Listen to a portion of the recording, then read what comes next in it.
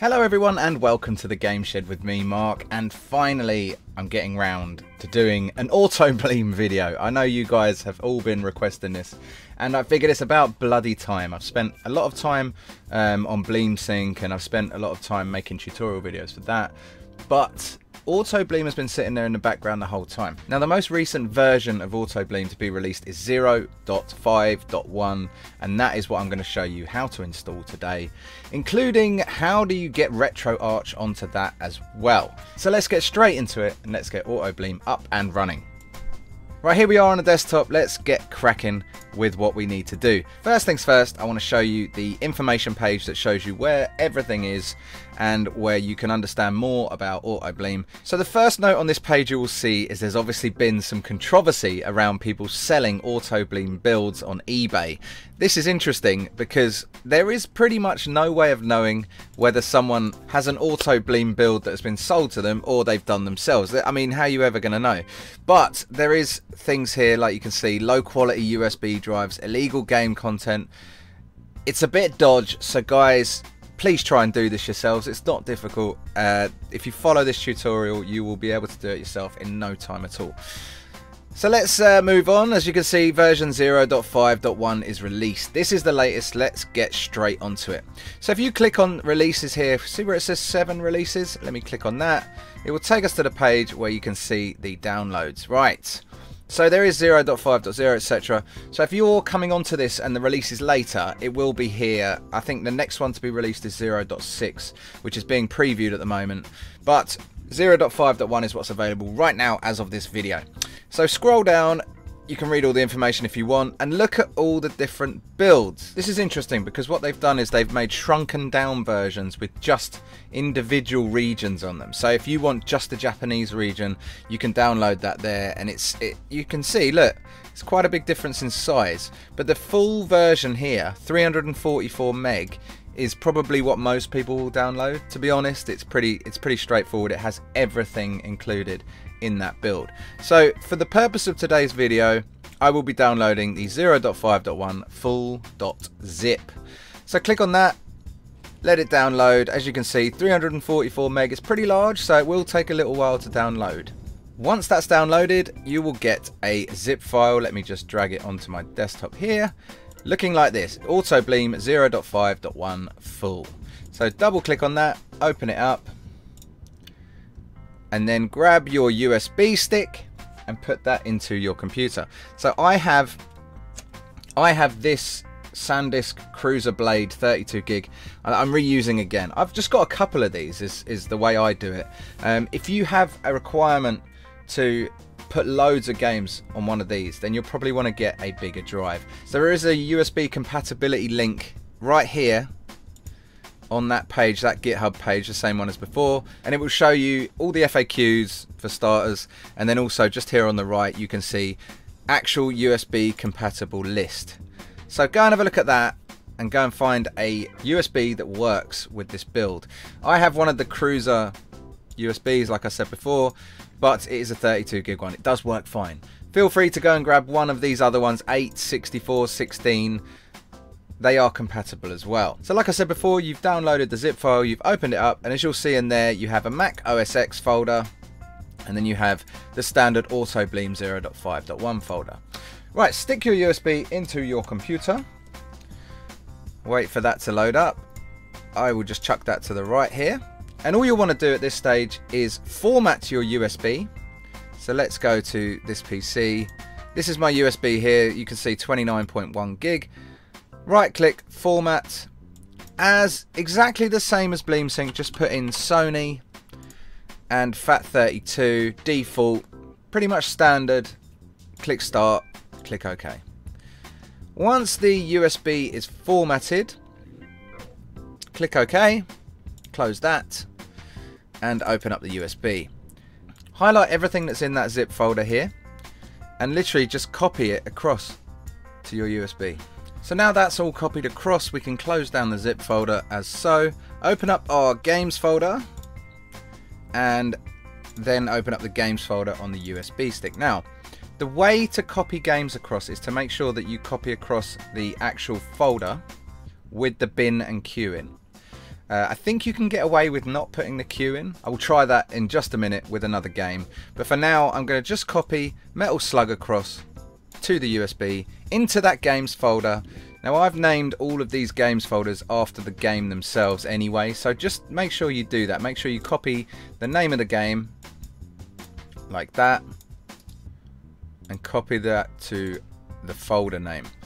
It just makes it a bit cleaner, makes it easier, and it will scan perfectly once you run Autobleem. So there's Metal Slug. As you can see, it is in there with a bin and Q. So let's grab another game. I'm going to grab Doom USA, copy that in, and what we'll do, we'll just remove the Q file and I can show you whether it scans it or not. So there we go, that's Doom copied across. I'm just going to take the Q file and delete that out of there, just so I can show you. Guys, if you've got the Q files, just throw them in. It's a lot easier.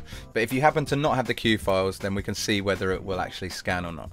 Before we get on to plugging this into the PlayStation and getting going, I just want to show you a couple of things in here that are built into this full pack. The first one is themes. There is actually 4 extra themes built into the pack as standard. So you can see there, they've got all the images, they've got everything all in there already. Also within the Autobleem folder, under bin and Autobleem, there is another themes folder. That is where you'll see the WAV files, which is the background music within the menu. So let's go back and we will plug this into our PlayStation Classic and let's have a look at how it looks. Okay, so my USB is in the second port of my PlayStation Classic. I plugged it in with the power removed as before. Power in, HDMI in, USB in the second port. Let's turn it on and let's have a look at how this looks and see if it's any different. There we go, there's the Sony logo, we got that.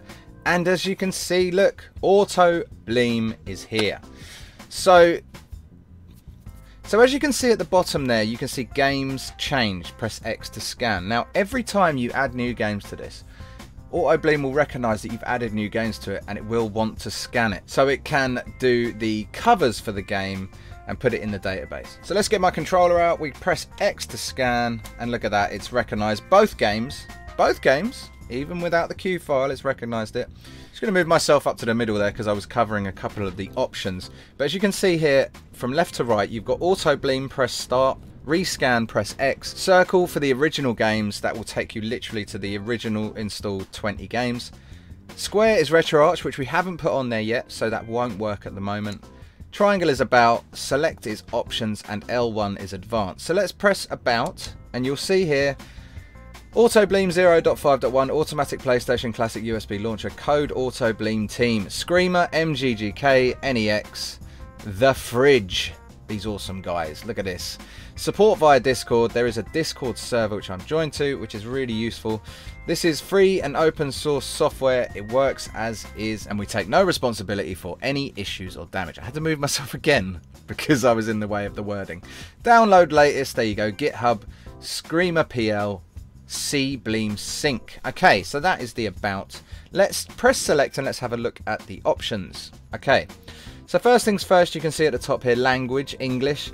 This has languages built into it. So this is the full pack. You can see English, German, Dutch, French, Polish, and that's your languages. So if you've got any language requests, I think probably the best thing to do is get on the Autobleem Discord and request it. Okay, so next option down here is the Autobleem theme. Look at this, Aerobleem PS, Aerobleem Remix, Default, Phony, PS1, Tenchu AB, and that's your themes. Okay, so I'm going to go back to the original one we had there. The menu theme, Aerobleem PS, Aerobleem Remix, Autobleem Tenchu. So it's got all the same ones, or default. I'm just going to leave it on Aerobleem PS. Alright, the PCSX version, as you can see here, Bleem Sync or original. You can toggle between the two. Quick boot, on or off. Quick boot will take you directly to your games when you boot it up, so you won't get this menu that we've just seen. So I personally prefer to be able to see the menu because then you can muck about with stuff. But for those of you that have done all your options, you've got it exactly how you want it. All the games are in there. You can take it directly into Autobleem. Background music, you can turn that on or off. It's completely up to you, really. I mean, I haven't actually got my sound on, so you can't hear the background music. Let's just turn that up so you can hear it. There we go. Can you hear the music? So there is various different background musics depending on what theme you have selected. So you will hear that change when you change the theme. So you can decide what one you like. Okay, let's turn that off for now. Next option, Gfx Filter. I haven't actually played around with this yet, but the Gfx Filter you can turn on or off. It changes the way the game looks slightly. Show Retroarch on or off. If you're not bothered about Retroarch, then just turn this off. Very simple. And then finally the advanced menu on or off. So I'm going to leave that as it is and we can go back. Let's take a look at the advanced menu by pressing L1. Memory cards by pressing L1 and X, or game manager by pressing L1 and circle. So let's try the game manager. There we go. Look at this. Games. I only have 2. Okay, so let's click on Doom. And there you go. It will tell you all about it.